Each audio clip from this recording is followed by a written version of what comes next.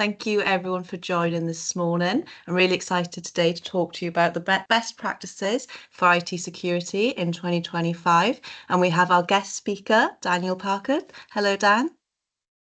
Hello, Eve. Thank you very much for having me. Nice to see everyone. Thank you for joining us. Fab, so let's get into it. So today we're going to be covering the latest research with some industry trends because we want to relate it to your business so you can imagine how this will look in your industry. We're going to be looking at the rate of ransomware attacks because we all know that things are getting a bit more serious when it comes to ransomware attacks. In the modern day era, we're going to look at remote ransomware, and then we're going to look at how Sophos and CSG together can protect you. So this will be taking a look at the endpoint protection, manage risk, MDR, Microsoft integration, and then we have a fun activity at the end to get you more thinking about how you can relate this to your business. So we just put some stats in just so you guys can get an idea of how things are looking in the grand scheme of things. We know that cybercrime is projected to cost the world 8 trillion by 2025. This is just a staggering figure, and that really underscores the importance of cybersecurity for SMEs. We also took a look at the fact that 4 in 10 businesses and charities report seeking information or guidance on cybersecurity. This is just really reaffirming that it's on the top of everyone's minds, and it's something that if you're working with clients, if you're working with customers, you need to really reassure them that it's on your mind as well.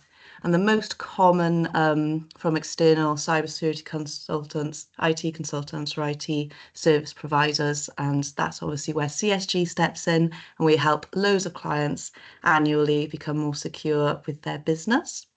Another kind of scary report is suggesting that AI will increase the volume and impact of cyber attacks. We all know that we're using AI to protect ourselves, but then also there's a contrary to that, and obviously cybercrime. Cyber criminals are getting smarter, and every day it's getting easier just to send out those automatic phish threats, those automatic attacks, and that's where Sophos comes in then with having that automatic protection, and that's what we can help you with today.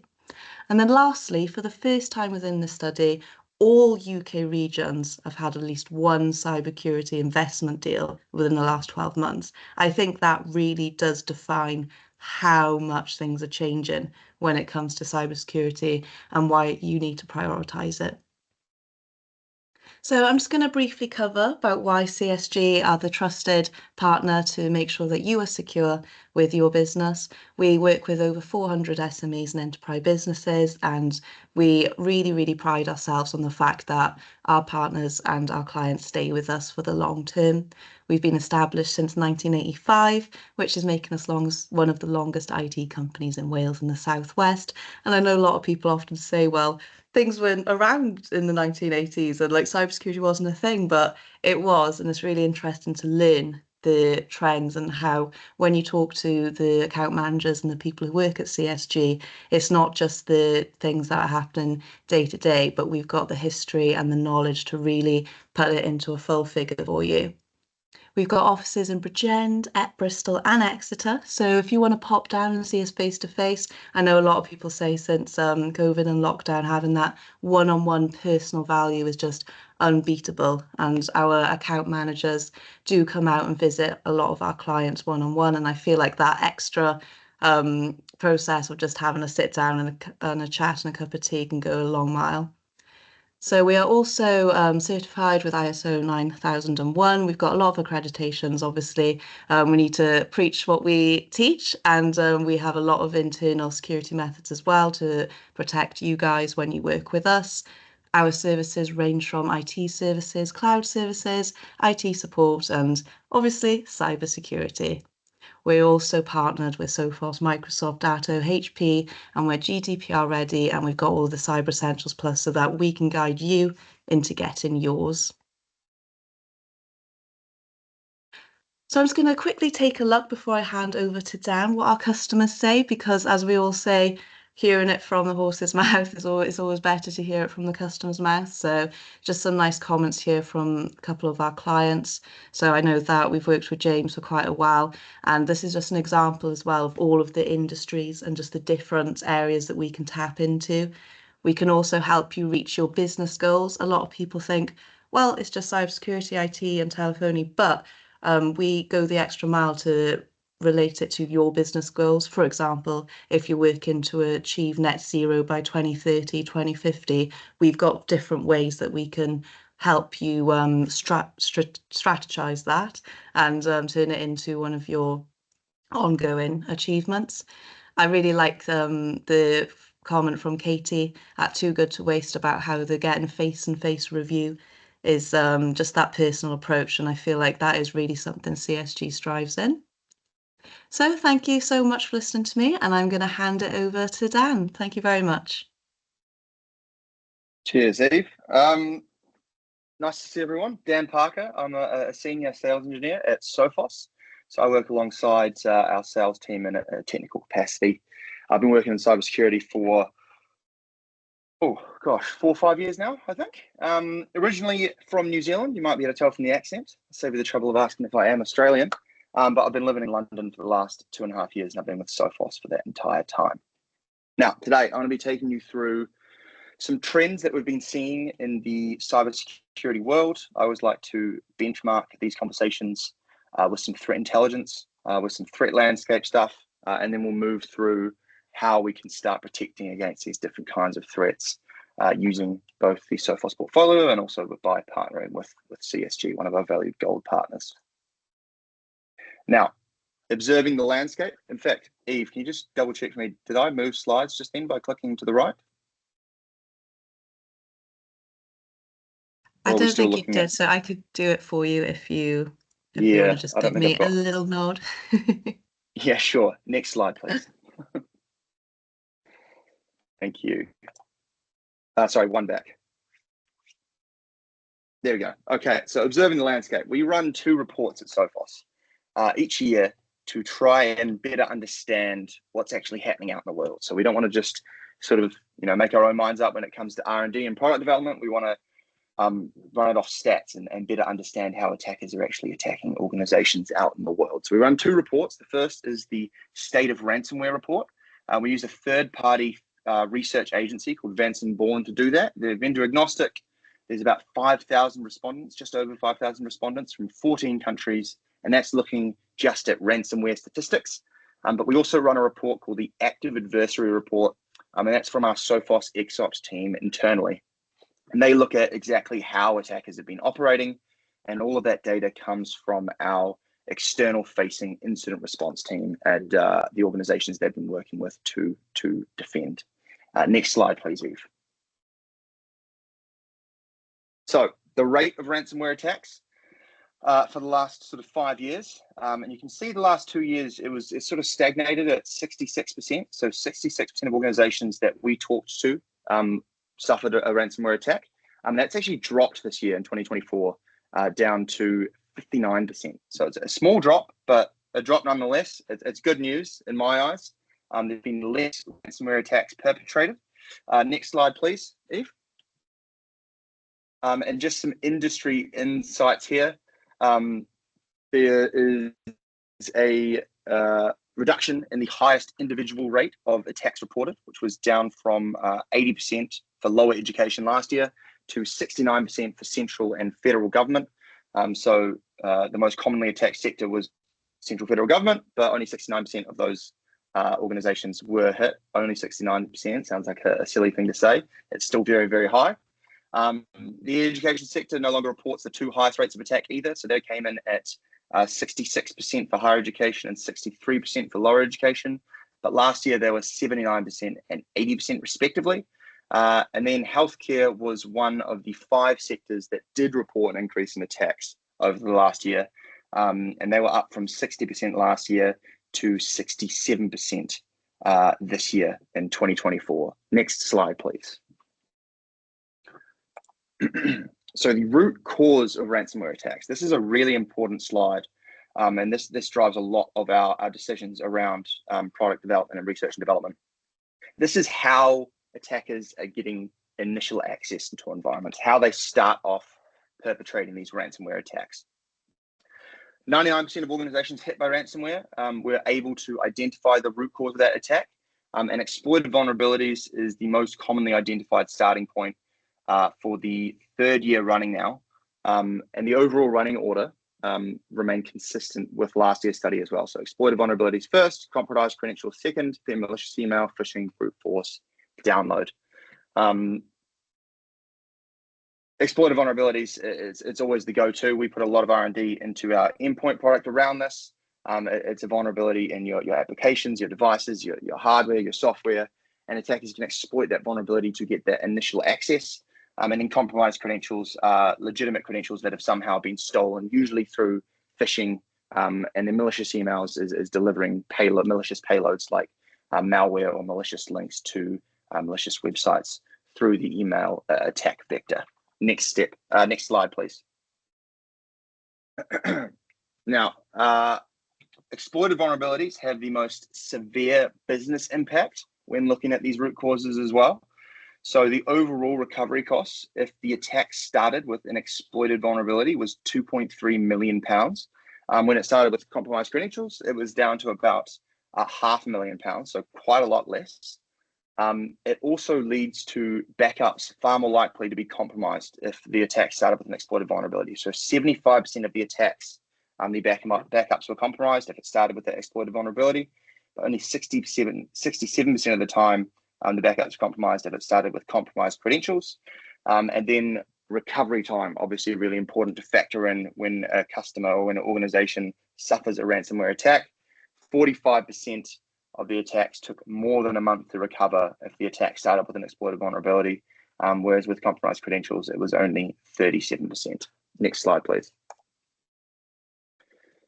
Now, ransomware attackers or actors always try to compromise backups in their attacks, right? They get leverage over you by encrypting your data, encrypting your devices. If you can roll back to backups, that leverage goes away and you're less likely to pay the ransom. So they always try and go after your backups.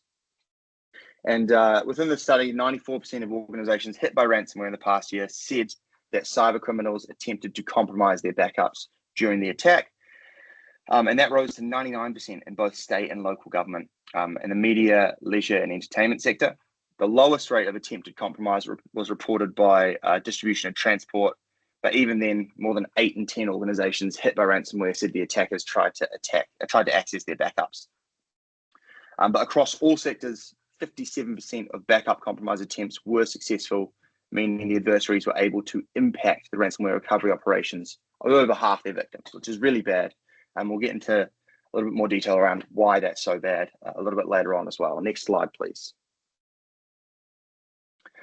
The other thing we've got here is remote ransomware. So there's been a steady increase in remote ransomware attacks over the past sort of 2 years. 2 years ago, it was pretty common for remote ransomware attacks to happen, but now it's the vast majority of ransomware attacks we see start with remote ransomware. And remote ransomware means that the ransomware process is launching from an unprotected device on the network. So a device that you don't have any sort of antivirus agent installed on, you don't have great visibility of it, you don't have protection on it. And attackers use that starting point to launch the ransomware process elsewhere in the environment. And we're seeing a big spike in this activity. It's become the sort of go-to method for attackers to launch these ransomware attacks in an environment. Sorry, there's a loading button on my end, so I do apologise. That's all right. I can see attackers target off There we go. hours. Is that the next? Yeah, I think we're back on. So attackers target off hours. This is probably not news to anyone, right? If you're going to be attacked, it's going to happen outside of business hours. It'd be great if the attackers came after you during your 9 to 5 on a Thursday, but they know everyone's weaknesses just like we know our own. They're going to come after you when someone's probably not sitting in front of a computer, right? When someone's not actively defending. And so you can see here, 91% of ransomware attacks started outside standard work hours, so 8 a.m. to 6 p.m. on a weekday. And over on the right, we've got a neat little clock diagram. And this shows us in blue outside of business hours, and in orange is on the weekend. So you can see the vast majority of these attacks, well, over 9 out of 10 attacks are happening outside of when you're likely to be in front of a computer. Really, really important stat to remember here. You need to, be present. You need to be actively investigating and responding to alerts when they come in. You don't want to give an attacker a whole weekend to perpetrate their attack without you actively defending. It's a really big business challenge for organizations to manage this sort of risk internally. So what's the impact of all of these horrifying threats and statistics that I've just taken you through? So the average or the mean recovery costs for organizations, ransom payments are just one element of recovery costs when you deal with a ransomware event. So this stat is excluding any ransoms paid. It's just looking at downtime, people time, device costs, network costs, lost opportunity. And in 2024, organizations reported a mean cost to recover from a ransomware attack of £2.1 million, which was an increase of 50% from the 1.4 million reported in 2023. So, ransomware attacks have been down in frequency, as we saw at the start. There's been a sharp increase in both recovery costs and also ransom payments. Next slide, please. So the ransom payment that we saw, this is the global 2024 average. The median was £1.53 million, which was a 500% increase on the previous year. So a massive jump in the median payment. And then the mean global average was just over £3 million, which was also a 260% increase on the previous year. So a catastrophic launch in the amount that customers or organizations are expecting to pay or expected to pay to recover from a ransomware attack. And this is just, this is terrible. When you couple that with the recovery costs as well, keep in mind these are separate costs, and you compound those. Do you have that sort of cash on hand to be able to recover effectively from these attacks? Most people, the answer is no. Cyber insurance might get you some of the way, but either way, it's far better to be in a boat where you don't have to deal with this sort of impact. Next slide, please. That was the global average. We also have the UK average. So this is specifically for the 42 respondents from the UK whose organizations paid the ransom. And the mean UK ransom payment was £3.3 million, which was 10% higher than the global average of 3 million. And the median UK ransom payment was just shy of £2 million, which was 27% higher than the global average of 1.5 million. So even with that huge leap year on year on the global ransom payment, the UK itself was still reporting above average across those 17 countries that we surveyed. So not a great position to be in. So this one's a breakdown of recovery costs by revenue size. And I apologize, it is in USD here, but I only wanted to show you the trend by bringing this slide up. So you can see in the orange, the last year, our figures were heavily pulled up by that large enterprise, the 5 billion in revenue or above. Really brought up the averages for these statistics. It took the lion's share of the money. But this year, in the blue columns, you can see all of the massive increases actually fell in that mid-market and SME customer base. So there's a huge jump in costs for the less than 10 million in revenue, the 10 to 50, the 50 to 250 launched massively, as well as the 250 to 500, which is, where the majority of customers sit. And there's just been, the attackers have sort of shifted from going after that large enterprise that's historically very well defended to actually going after maybe the less defended targets. And they've been seeing a lot of financial success by doing that. So recovery time, how long did it take for these organizations to get back up and running? This increased across the board, but one day, less than a day, and 1 day up to a week, both had decreases year on year. But this year, there were increases in up to 1 month, 1 month to 3 months, and also 3 to 6 months. So it's taking organizations a lot longer to fully recover from these ransomware attacks in the last year. Next slide, please. Having your backups compromised, like I mentioned, has a major impact on overall recovery time as well. Almost half of organizations whose backups are not compromised recover in a week or less, about 46%, compared to a quarter or 25% of those whose backups are affected.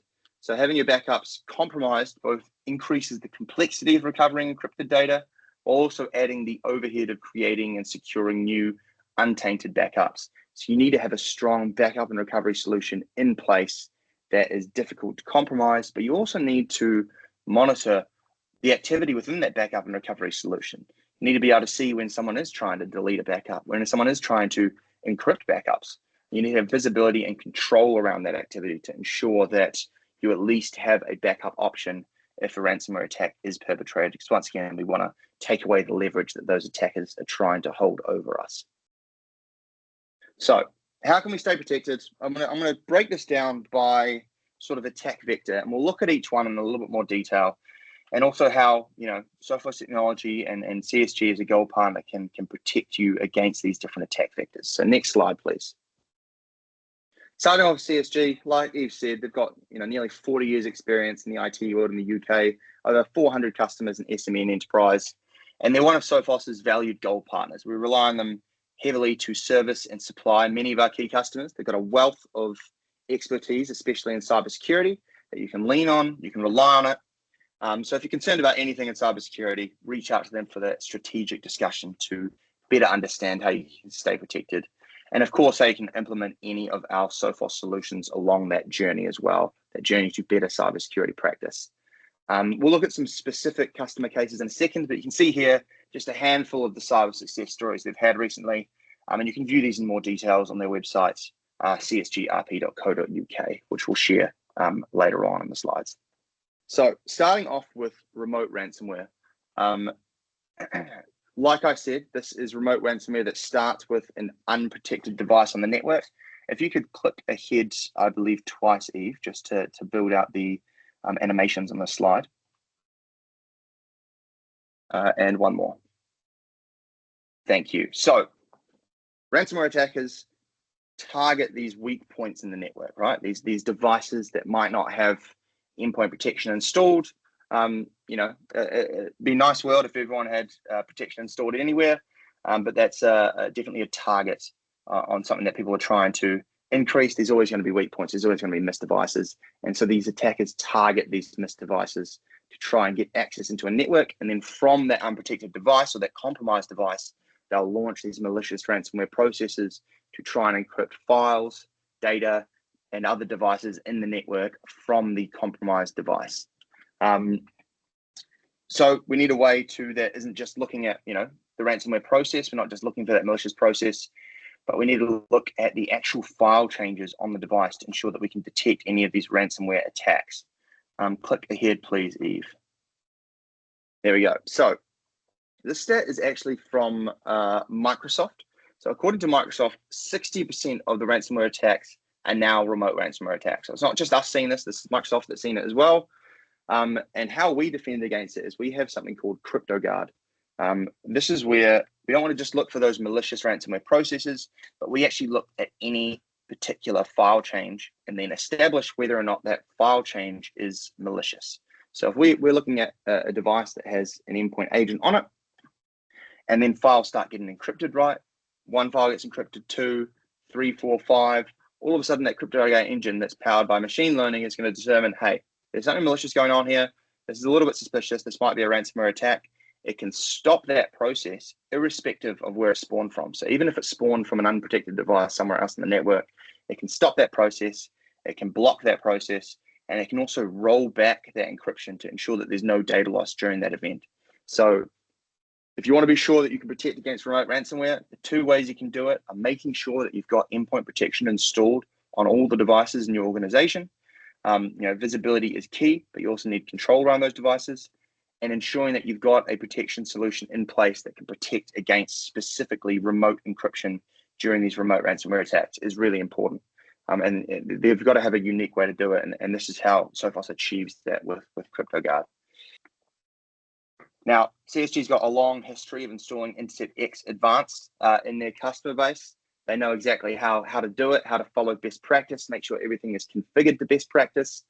So when you're looking at improving your current endpoint protection, maybe it's your first endpoint protection solution that you want to install, reach out to CSG. They'll be able to help you talk through exactly what it's going to look like, how it works, and they can help you implement and install that across your install base to ensure that it's installed and configured correctly, but also that you don't miss any of those devices and potentially create that entry point for attackers and those weak points of unprotected devices on the network.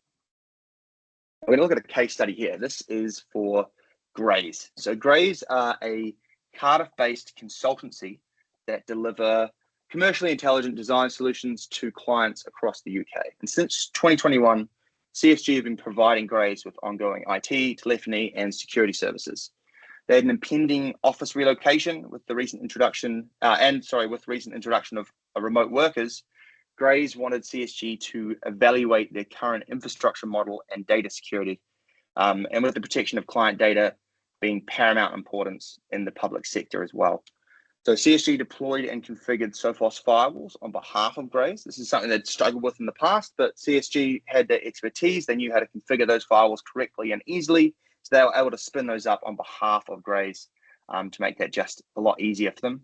And they also rolled out Intercept X Advanced on all of the endpoints and servers to ensure those were fully protected as well.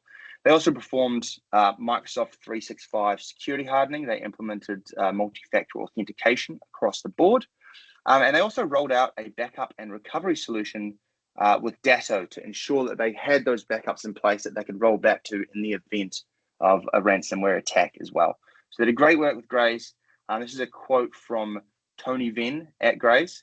So since partnering with CSG, we've been able to achieve mass security implementation, whole infrastructure upgrades, and future protection and scalability for future deployment. CSG has made us far more robust. We often see competitors spending thousands of their budget on IT with other companies, leaving them to go bust because they are no longer financially viable. But because of CSG's costings being so cost effective, we can protect ourselves without breaking the bank. So look at that, both cost effective and the expertise that you need and want when you're looking at a service provider, right? You want someone that knows the tools that are installing, they can understand your challenges, understand your environment, and build a plan and a cybersecurity journey that's going to suit you, your environment, and your organization. So exploited vulnerabilities. Like I said, this has been the leading root cause of attacks for many years running now. Attackers are looking for unpatched devices that create openings, that give them that foothold in your environment, and they exploit these vulnerabilities to try and get access into the network, and then they start perpetrating their attack once they do have access. The first challenge of exploited vulnerabilities is understanding what those vulnerabilities are in your environment. You need a way to get visibility of those, but then also prioritize those vulnerabilities. You know, there's a lot of vulnerability management solutions out there that you can go with, Qualys, Tenable, many others, and they're going to give you a big list of vulnerabilities that you need to start tackling. But knowing which ones to prioritize, which one's the most important, it can be a really time-consuming and difficult task, right? But it's become so important because so many attackers are using these vulnerabilities to get access to your systems. So you need to make sure that you're staying on top of patching, you're doing it regularly to ensure that you keep that best security posture during that. Now, Sophos doesn't have a vulnerability management or a patch management solution, right? But we recognize that this is a really important part of cybersecurity that we needed to help starting to address. But we've been making a big push towards what we call cybersecurity as a service. And we're focusing on areas of cybersecurity that are taking so much time away from IT teams that it's making it difficult for them to do other parts of their job. And we recognize that vulnerability management is probably exactly one of those areas of cybersecurity that we should be pushing towards that cybersecurity as a service model. So we have introduced something called managed risk. Next slide, please. And to do this, we partnered with Tenable, which is a clear industry leader in that space. You know, they're a best of breed vendor. They've been doing this job incredibly for the last sort of 10 years. And we know them quite well in the region. So one of my colleagues, Dave Morales, reached out. We wanted to build out what we call Sophos Managed Risk. And this is where we are using Tenable to provide a managed service, managed vulnerability management service to our MDR customers. So we can scan your external attack surface, understand exactly what assets you have, understand what vulnerabilities are there, prioritize those vulnerabilities. Then we do continuous risk monitoring. So we're doing weekly scans to ensure that we constantly stay on top of what these vulnerabilities are. And then when it comes to the prioritization, yes, there's a dashboard within Sophos Central, and it tells you these are the critical, high, medium, low, and you can go through and review all of those within Sophos Central. But you also have access to a team of experts. You've got access to the managed risk team, vulnerability management experts 24/7. You can reach out to them, you can ask for advice, you can raise a case in the portal and talk to them, and they'll run you through which ones you need to prioritize, which ones you're more susceptible to within your particular organization, and it's custom to you as a customer. It's a big benefit to the cybersecurity as a service model. And the other thing we do is we identify new risks fast. And what that means is if there's a critical vulnerability that comes out, I'm talking a P1 incident vulnerability where maybe a Fortinet firewall has a new vulnerability that allows an attacker to get direct access into an organization's network. It's something everyone needs to know about straight away and patch immediately. If one of those new critical vulnerabilities comes out, we immediately scan the entire managed risk customer base. If we find any customers that are susceptible to that, we'll raise a case, we'll reach out to them, we'll get you on the phone and say, hey, this has just happened. We need you to patch this immediately. It's high priority because you're going to be severely at risk if you don't do that. So it's a way to sort of extend that 24/7 coverage to critical vulnerabilities rather than just ransomware attacks on your endpoints or attacks coming through the firewall, for example. Now, right now, it's for external attack surface management only. So we're just looking at external assets, top level domains and IPs. But later in the year, we are going to be moving this to internal assets as well. So your endpoints and servers. So keep an eye out for that one as well. We're going to be extending that service to everything within that environment as well. So big things coming, but very exciting new service. Now, compromised backups. Like I said, this is a really key attack vector for these ransomware attackers, these threat actors. They always come after your backups. It's the way they're going to get legitimate leverage over an organization. So you need two really key things, right? You need one, a backup and recovery solution in place. That might be Datto, that might be Veeam. CSG partner with a few vendors in that space, but you need one of them in place that is going to provide you a solution that secures these backups, that backs up everything that you've got from cloud to on-prem. And then if anything is, encrypted, if anything is compromised, you have the ability to roll back to those backups. That's the first step, right? That's the protection step. That's how you ensure that you have that measure in place. But it's not everything, right? If you have a backup and recovery solution in place, but you have an administrator that gets compromised credentials and someone gets access to their credentials and they're able to log into that backup and recovery solution, they'll be able to delete those backups as well. They'll be able to encrypt those backups. So you need a way to sort of monitor what is happening in that backup and recovery solution outside of just having that solution in place from a protection standpoint and a reliability and business continuity standpoint. Sophos have the ability to extend our visibility beyond just Sophos products, right? We've got Sophos Endpoint, we've got Sophos Firewall, email security. It'd be great from our perspective if every customer used all of our tools, and I'd encourage you to look at them because they are fantastic. But you've got solutions in place that you like already, right? You might be using Mimecast for email, you might be using someone else for firewall. We can ingest that information into our XDR platform and we can use it to extend the MDR team's visibility. So if we are seeing activity coming through your firewall, even if it's Sophos firewall, if we're seeing activity hits your email security solution, if we're seeing activity in Microsoft, we want the MDR team to be able to see that, right? So we've extended that visibility. So all of this telemetry, all of these security alerts are now filtering into our data lake, which is our centralized cloud repository. And the MDR team can see these detections. They can investigate this suspicious behavior or malicious activity, and they can respond to it, right? So we want them to just not look at the endpoints and servers. We want the MDR team to have visibility across the board at all the technologies that might be introducing risk or taking part during an incident or a ransomware attack. Which brings me to that backup and recovery sector right down there in the bottom right. Now, all of these technology packs, we call them, are really easy to procure and buy, and they're priced really simply. It's all priced per user and server. They're add-ons for XDR and MDR, and they include everything within it. So if you buy the backup and recovery solution, backup and recovery technology pack, you'll get access to Veeam, Acronis, Rubrik. Datto is in our pipeline. The other thing I should point out as well, this is not a finalized roadmap. This is our current integration list. We've got a very in-depth roadmap of vendors that we'll be looking to onboard in the future as well. So if you see something missing on the slide, let us know. We can alert our product management that we can introduce it in the future. I'm getting carried away here. Backup and recovery is the point I'm trying to make. You need a way to get visibility into what is happening on this backup and recovery solution, right? So I've got an example here for Veeam.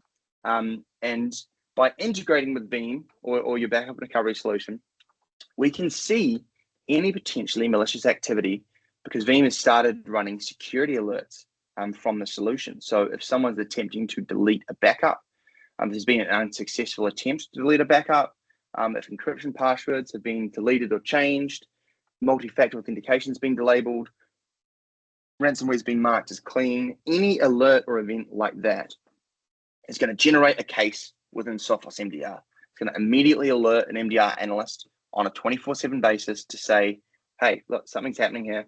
Someone's tampering with these backups. They'll reach out to the customer and say, is this you? The customer says, no. We know that, those triggers have been fired. There's a ransomware attack underway and they're trying to compromise those backups. So it's making sure that you get visibility across the spectrum. And yes, having a backup and recovery solution in place is really important.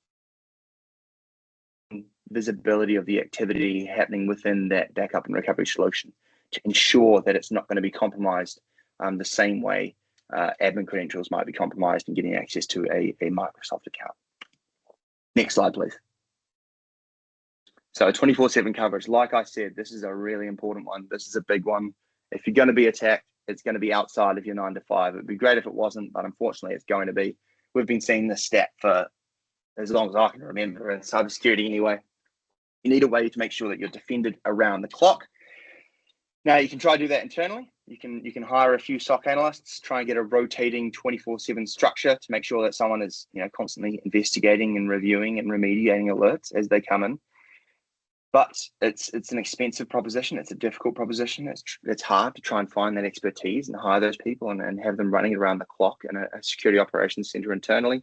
And to be frank, there's a very small number of organizations that can effectively do this internally. Even all the way up to enterprise, right? Even a small subset of those can do this effectively. So this is one of those areas that we identified as a means for cybersecurity as a service. And we've brought out MDR, Managed Detection and Response. So it's a means of taking that burden away from you. You can rely on, Sophos and CSG cybersecurity expertise to make sure that if these events, these alerts, and these incidents do happen outside of business hours, someone is going to be there. A human analyst is going to be there to investigate these incidents on your behalf and make sure that you'll stay protected around the clock and outside of business hours. Next slide, please. So Sophos MDR, we've got actually 24,000 customers now. We've seen a big increase in our MDR customer base because a lot of customers are just struggling with that particular requirement, right? Trying to build out that 24/7 coverage, even during business hours, trying to look across all the different security tools that you have. It's a very unconsolidated view usually. I'm trying to manage all the alerts that are coming in. And then as soon as you bring in the conversations about proactive threat hunting, trying to hunt for events in your environment that are yet to be detected, that is just so far outside of scope for most people. So being able to rely on the expertise of an organization like Sophos MDR is a huge benefit, right? So we do 24/7 proactive threat hunting, 24/7 investigation and response of any security events that occur from endpoint, server, firewall, email, backup and recovery, cloud environments. And then once we've understood and investigated that event from a human analyst, we can initiate response actions, right? We can log into devices, we can kill processes, we can remove malicious files, disable affected user accounts, whatever we need to do to stop that attack in its tracks and ensure that you're going to stay protected, even if it is 3 a.m. On Christmas Day, for example. And you can see there over on the right, the average Sophos MDR threat response time to detect, investigate, and respond to threats is 38 minutes total. So it's very rapid. We've got SLAs attached to that number.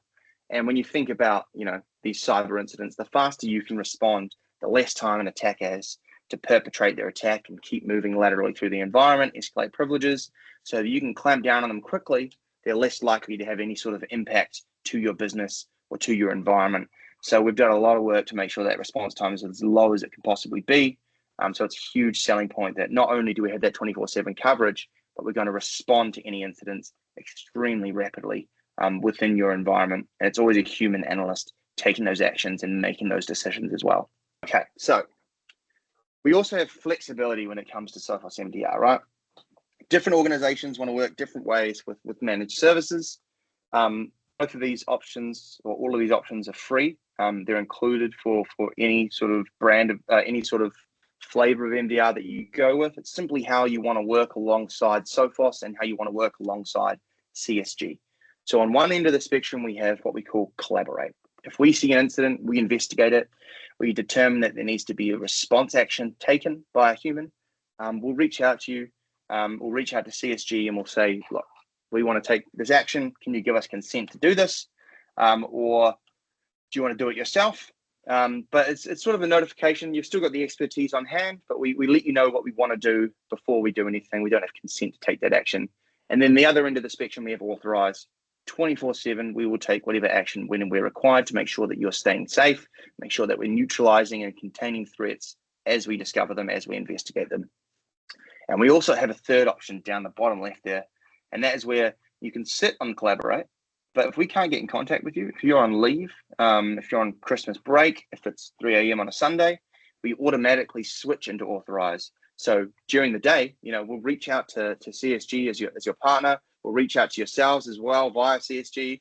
We'll all have a conversation, and you can see, what we want to do. You can understand how we're approaching a problem, what actions we're taking. But if we can't get in contact with you, you're still going to be protected, and we'll automatically switch to that authorized mode and perform those response actions to make sure that we are fully remediating any threats that are appearing across that technology stack. So there's a lot of flexibility with how we respond with customers and how we work alongside CSG as well. So we've got another customer case study here. This is an MDR case study, and this is one of CSG's customers, A.T. Morgan & Son, and they receive all of their technology upgrades through CSG's exceptional service and also through Sophos MDR. The company has further recently accepted the elevated security operations center of that 24/7, 365 MDR service I've been talking about, which has been powered by Sophos MDR. And we've got a quote from Stephen Morgan here, who expresses how we have confidence in Sophos MDR programming and support for cyber from the setup by CSG. And one of the major benefits of MDR providers over in-house only security operations programs is the breadth and depth of experience of those MDR analysts. So MDR vendors supporting multiple customer experience at a far greater volume and variety of attacks than any individual organization is really going to get experience with, gives these MDR analysts that level of expertise that's almost impossible to replicate in-house, right? If you do build out that internal SOC and you review, I don't know, maybe 1 or 2 legitimate incidents a year, if you're unlucky, that's all well and good, and you'll get a bit of practice from it. But the MDR analysts at Sophos MDR, they're reviewing, 10, 20 alerts, 10, 20 legitimate incidents every day, and they've gotten very, very good at what they do. And we use that expertise to build out our own playbooks, build out our own training for those analysts. And we use that to reach that level of expertise that it just is very difficult to replicate in-house. So A.T. Morgan & Son are very, very appreciative of the ability to lean on both CSG and Sophos MDR for that expertise, and ensure that they're going to have that expertise around the clock, 24/7, 365 days a year. And CSG also built out some Microsoft backups for them, and also did a Microsoft cloud assessment to make sure that their cloud security posture management was where it needed to be, and was in a good state as well. Now, I've been talking a lot about ransomware because it is very important. Like you've seen from the threat intelligence at the start, it's sort of leading the way with impact, especially how much money it's causing organizations to pay, as well as time to recover. But we also see, this one's more of a newcomer, but we've seen a lot more of it, business email compromise or account compromise. You might have seen this in the news quite a bit over the last sort of 12, 18 months. And it's sort of like a phishing attack, but it's a scam where it targets both businesses and individuals. But the end goal here is a transfer of funds, right? So they want to compromise an account. They want to keep that account compromised secret. So once they've got access to a Microsoft account in an organization, they'll use that legitimate account to try and trick, the accounting team into sending a bank transfer to their own bank account rather than one of the suppliers of that organization. And this has just been skyrocketing in the last sort of 12, 24 months. You can see there in 2023, the IC3 received 21,489 BEC complaints with adjusted losses of just over £2.2 billion. So it's become a very big market for attackers to start going after. And, a big reason for that is it's quite a lot easier to perpetrate than a ransomware attack, right? All you have to do is compromise one account. And then when you get access to it, it's just a matter of some social engineering to convince someone to send you money rather than find initial access, encrypt all the devices, disable security infrastructure. It's a lot more involved, and these business email compromise attacks seem a lot simpler. The loss is, a little bit less. The average loss for a BC complaint is about £105,000, but that's not insignificant, right? I can't imagine there's anyone on the call here that would want to accidentally send someone £105,000 because you thought it was a legitimate email. So it's still very much a problem, and it's very much a problem that needs to be addressed and protected against. And there's a few ways we can do that. So the first one is an email security solution. So a secure email gateway, something that sits in front of all your inbound and outbound emails and checks them for everything from phishing links to malware to someone trying to impersonate someone within the organization. So impersonating a CEO, impersonating the IT staff, impersonating HR. We want to do AI-powered checks to try and detect if an email is suspicious. You want to check for message authentication. You want to check header anomalies. And you want to have banners when an email is suspicious, or you want to quarantine emails to make sure that suspicious emails aren't reaching that user.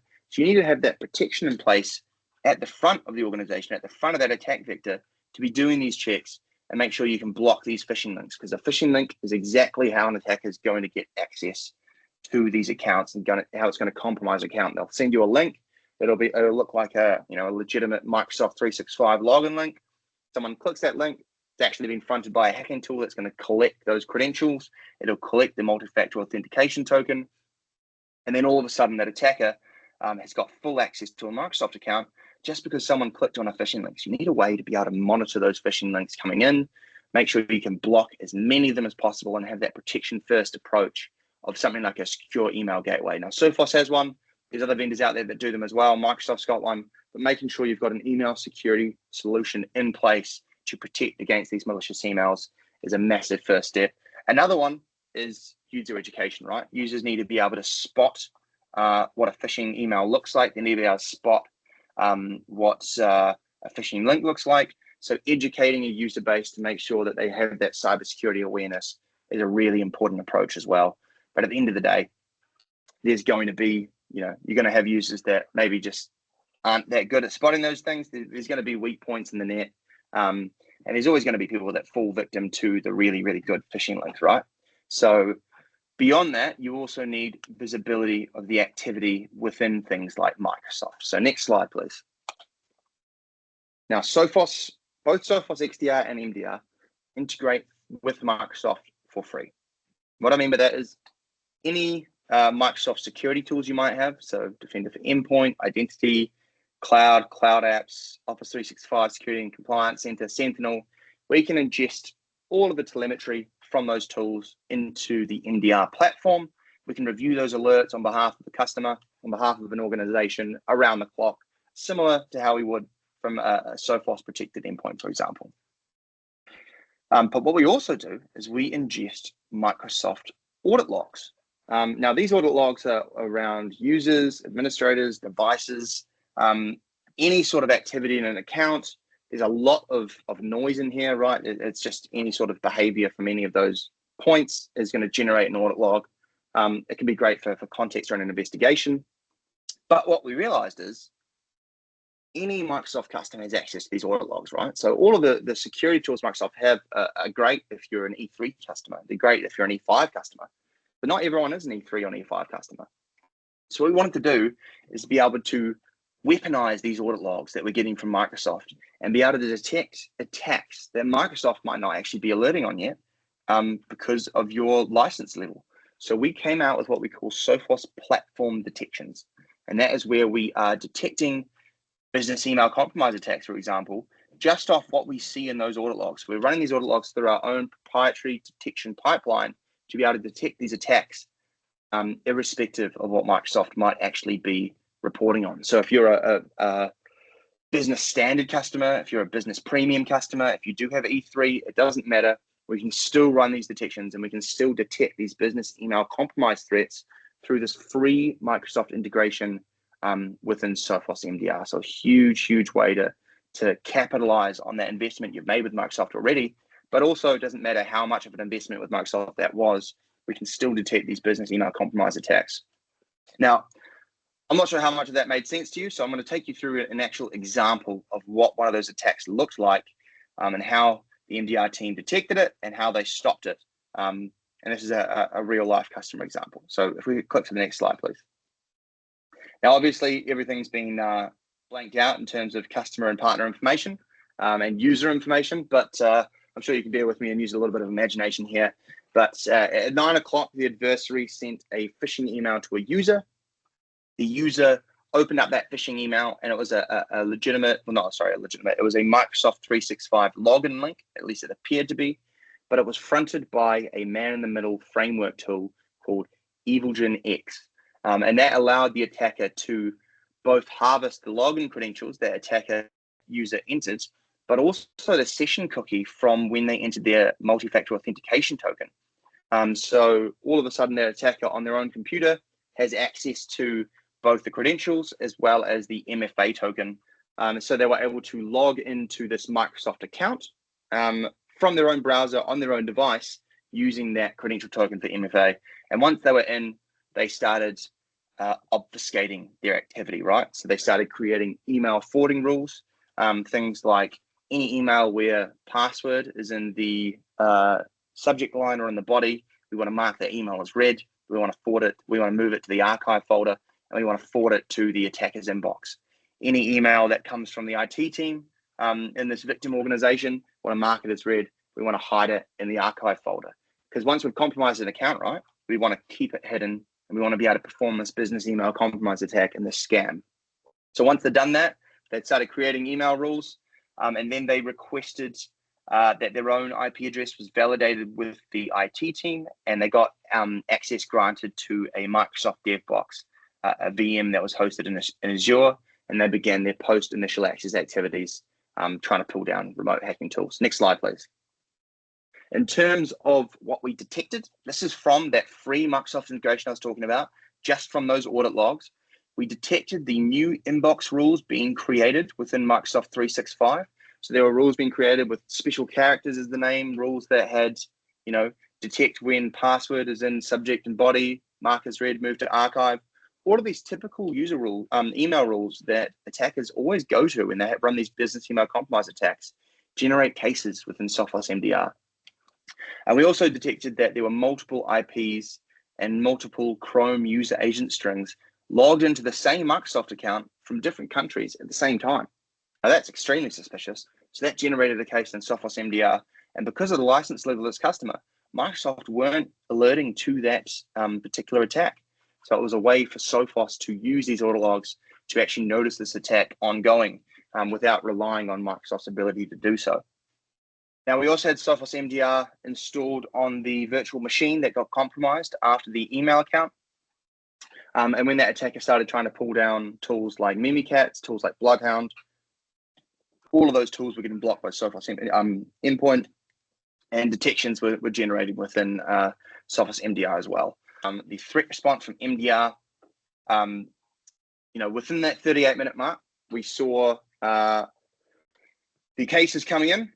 We saw the Microsoft telemetry coming in. We saw the endpoint activity coming in. So the MDR analyst looked at all of that. They saw the logins from different countries to the same Microsoft account. They saw the email rules being added. They saw these remote hacking tools getting pulled down into this virtual machine. So they immediately isolate that compromised host. And they also suspend the user account that's been compromised to try and contain this attack, to prevent it spreading, right? So all of a sudden, that attacker no longer has access to a legitimate account. The MDR analyst advised the partner and the customer to reset the credentials of that compromised user, and then they conduct a root cause analysis, investigation, and full-scale incident response to determine the initial access and remove all malicious artifacts. We want to see, where did this come from? Oh, it was a phishing email. Who else was that link sent to? Did anyone else in the organization click that link? Did the attacker have access to any other compromised accounts? And they perform that root cause analysis to understand that, and then systematically move through and remove any malicious artifacts or alert the partner and the customer to any additional compromised accounts. Next slide, please. I think the last one here, we're coming up at the end of the hour. So just a quick wrap up here. Ransomware is still public enemy number one, with remote ransomware leading the charge. So you need to have endpoint protection in place. You need to have an endpoint protection that can protect against remote ransomware specifically. Exploited vulnerabilities is still the leading root cause of attack, so you need a vulnerability management solution in place. And it's one of those busy solutions, so we've got a managed service in place to help supply that. Business email compromise attacks are also increasing, but patching, protection, and 24/7 detection and response are still big priorities. Getting visibility and detection and response outside of business hours is a huge priority, and it should be a must-do for all organizations. And you can partner with Sophos and, of course, our gold partner, CSG, to stay protected against these growing threats as well. Over to you, Eve. Thank you so much for that. Thank you. That was a really, really lovely, detailed explanation of everything. And we have had a few questions, so if you don't mind just staying on for a little bit longer, and we can just go through what you guys have been asking throughout. So I think the first question I want to take a look at is, what does exploited vulnerability actually mean? So I think two people have asked that since we've been on. So yeah, great question. So it could be a vulnerability in like a firewall. It could be a vulnerability in an operating system. It's typically where hacker has gotten very creative and they've figured out a way to exploit the normal function of something in the technology world, right? So it could be in the Windows operating system. They've found some sort of system tool that's meant to be there, but they can use it in a malicious way. They can use it to get access to a computer remotely, for example, that shouldn't be allowed. Like TeamViewer, I believe was TeamViewer. One of those remote access tools had a vulnerability at the start of the year where attackers were able to exploit it and get access to computers that had TeamViewer installed on it. That's not a normal function, but it was something that was part of that normal process. So you need to patch that vulnerability to make sure that you're not going to be vulnerable to that particular exploit. Brilliant. CSG has a patching service, which is Lighthouse Essentials. So if you want to find out more about that service, please get in touch today. So another question is, I don't have budget to do everything that you've talked about today. What shall I prioritize? That's a great question. So yeah, it can be a little bit daunting when you run through slides like that. But there's definitely areas that you can focus on to start with. I definitely say start with protection, right? You want to start by making sure that you're protecting your endpoints, making sure you're protecting your access to the external internet, get a firewall in place, make sure you're protecting your attack vectors like email, get an email security in place. So once you've got, best of breed vendors in place, and you can use obviously CSG's expertise to help implement that. Once you've got that first protocol, the next step for me is got to be 24/7 managed services. Bring in something like MDR where you've got access to the full breadth of expertise around the clock. And once you've got that in place, you can start building out the other pieces and the other bits of visibility. So I know we've mentioned Microsoft Defender as well. So if we've got Defender on our endpoints, does Sophos MDR still allow for that synergy to work? Yes, of course. I might not have been very clear there. Sophos Endpoint does a great job at protecting your endpoints. You do not need it for Sophos MDR. So if you've invested in Defender, if you do have it on your endpoints, we can layer MDR over the top, and we've got a great story around Microsoft, so we can still provide that 24/7 service. We can still perform those response actions, and we can just do it alongside the Microsoft security tools that you've already purchased and you've already got in place as well. There's a question as well asking, are there any statistics or latest statistics on what countries are carrying out cyber attacks? Is it more of a global? In the State of Ransomware report, historically speaking, it's usually Russia, China, Iran, North Korea. But what I can do is we'll send a follow-up email out. I'll attach the State of Ransomware report. I'll attach the Active Adversary report, and also dig up some statistics around where those attacks are coming from as well. But historically speaking, it's usually those four. And CSG often repost those on our own LinkedIn. So if you do want to stay up to date with any stats like that, do follow us on LinkedIn. It's the easiest way. Another question, we got two more. What's the quickest way to reduce my recovery time if I suffer an attack? Having backups that don't get compromised. It's going to massively reduce that recovery time. If you do get attacked, obviously that's the worst case scenario, right? We want to try and stop that scenario. But if you do get attacked, you need to be able to roll back to those backups.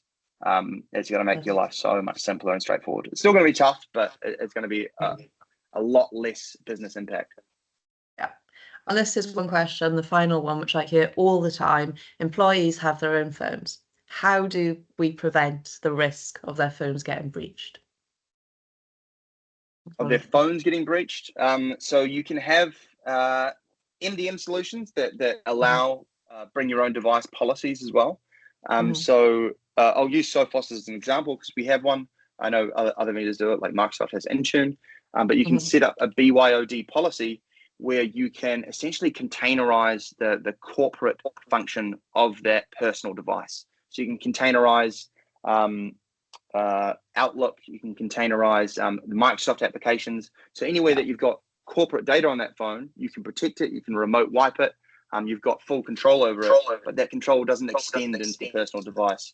So it can still be an employee's personal device, but the corporate part of it is corporate managed.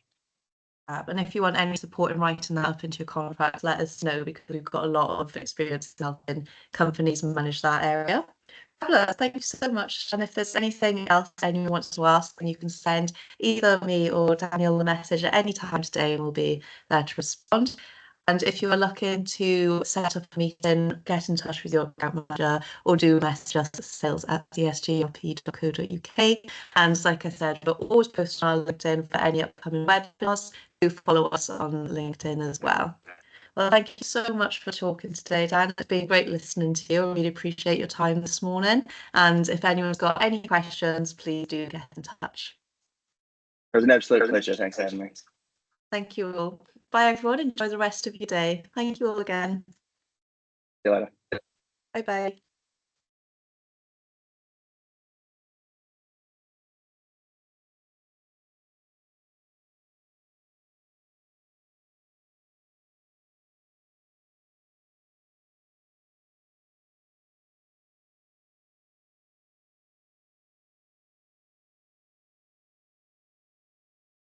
I'm just going to stay on for 2 seconds just in case anyone's got some questions. Like I said, if you have any throughout the come up later today or later tonight when you get home, just do send us an email and we will get back to you. So thank you so much again and enjoy the rest of your day, everyone. Goodbye.